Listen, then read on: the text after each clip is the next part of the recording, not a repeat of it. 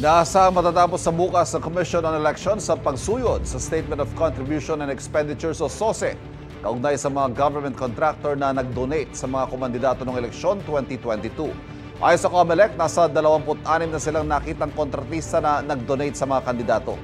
May unang balita si Mark Salazar.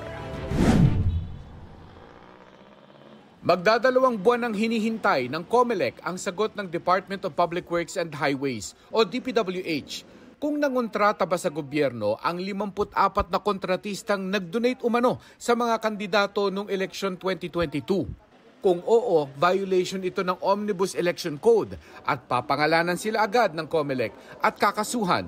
Siyempre, kaakibat nito yung aming pag-i-issue ng show cause orders para sa kanila, kasama na rin yung mga kandidato na maaaring nakinabang.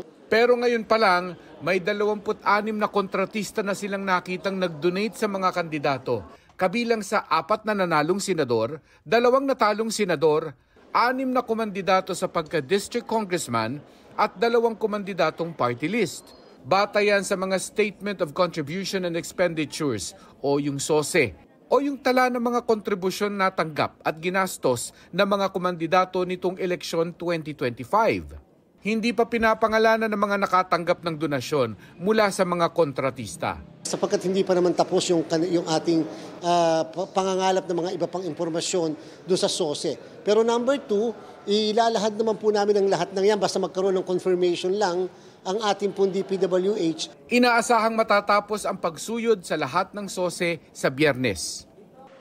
Hinihingan pa namin ng bagong pahayag ang DPWH. Pero ayon kay Public Works Secretary Vince Dizon, noong isang linggo, chinecheck na nila ang record ng mga contractors na ibinigay ng COMELEC.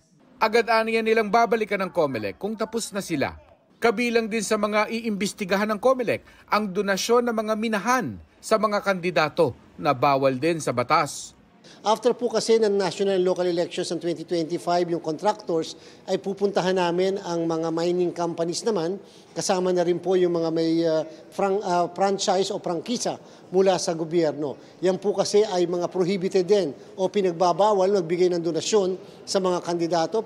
Bago matapos ang linggong ito, ay inaasahan ding maglalabas ng resolusyon ng COMELEC sa issue ng umano'y campaign contribution ng government contractor kay Senador Chis Escudero noong 2022.